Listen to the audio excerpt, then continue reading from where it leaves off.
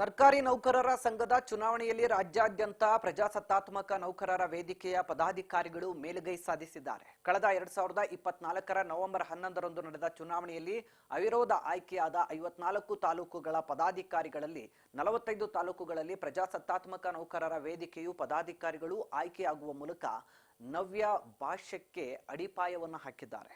ಇನ್ನು 18ಕ್ಕೂ ಹೆಚ್ಚು ತಾಲೂಕುಗಳಲ್ಲಿ ಪ್ರಜಾಸತ್ತಾತ್ಮಕ ನೌಕರ ವೇದಿಕೆಯ ಮತ್ತು ಬೆಂಬಲಿತರು ಆಯ್ಕೆಯಾಗುವ ಮೂಲಕ ಪ್ರಜಾಸತ್ತಾತ್ಮಕ ನೌಕರರ ವೇದಿಕೆಗೆ ಭಾರೀ ಮುನ್ನಡೆಯ ಆರಂಭಿಕ ಗೆಲುವು ದಾಖಲಾಗಿದೆ.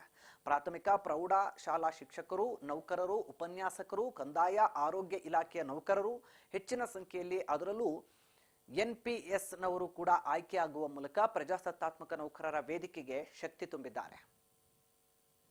ಸರ್ಕಾರಿ ನೌಕರರಿಗೆ ಒಂದು ಹೆಮ್ಮೆ ತರುವ ನಿಟ್ಟಿನಲ್ಲಿ ಡಿಸೆಂಬರ್ 27ಕ್ಕೆ ಅಧ್ಯಕ್ಷರಾಗಿ ಕೃಷ್ಣಮೂರ್ತಿ ಅವರು ಮತ್ತೆ ಖಜಾಂಚಿಗಳಾಗಿ ನಮ್ಮ ಶಿವರುದ್ರಯ್ಯವರು ಆಯ್ಕೆ ಆಗುವಂತದ್ದು ಈ ಸಂದರ್ಭ ನನಗೆ 100ಕ್ಕೆ 100 ಖಚಿತವಾಗಿ ಇವತ್ತು ಗೋಚರಿಸಿದೆ. ಇವತ್ತಿನ ರಿಸಲ್ಟ್ ಆ ನಿಟ್ಟಿನಲ್ಲಿ ಮತ್ತೊಮ್ಮೆ ತಮ್ಮೆಲ್ಲರಿಗೂ ಕೂಡ ಗೆದ್ದು ಬಂದಿರತಕ್ಕಂಥ ಎಲ್ಲ ತಾಲೂಕು ಅಧ್ಯಕ್ಷರುಗಳಿಗೆ, ತಾಲೂಕು ಖಜಾಂಚಿಗಳಿಗೆ, ರಾಜ್ಯ ಪರಿಷತ್ ಸದಸ್ಯರಿಗೆ ಮತ್ತೆ ಮುಂದೆ ಏನು ಆಯ್ಕೆ ಆಗ್ತಕ್ಕಂಥ ಎಲ್ಲ ಪ್ರಧಾನ ಕಾರ್ಯದರ್ಶಿಗಳಿಗೆ ಶಿವರುದ್ರಯ್ಯನವರ ನೇತೃತ್ವದಲ್ಲಿ ಪ್ರಾರಂಭಗೊಂಡಂತ ಏನ್ ಪ್ರಜಾಸತ್ತಾತ್ಮಕ ವೇದಿಕೆ, ನೌಕರರ ವೇದಿಕೆಯ ಪರವಾಗಿ ಇವತ್ತು ತಾವೆಲ್ಲರೂ ಕೂಡ ಕಂಟೆಸ್ಟ್ ಮಾಡಿ ಇವತ್ತು ಕೃಷ್ಣಮೂರ್ತಿ ಅವರು ಹೇಳಿದ ಹಾಗೆ 150ಕ್ಕೂ ಹೆಚ್ಚು ತಾಲೂಕುಗಳಲ್ಲಿ ಪ್ರಜಾಸತ್ತಾತ್ಮಕ ವೇದಿಕೆಯ ನೌಕರರು ಆಯ್ಕೆಯಾಗಿ ಬಂದಿದ್ದೀರಿ. ನಿಮ್ಗೆಲ್ರಿಗೂ ಶುಭವನ್ನ ಕೋರ್ತೇನೆ.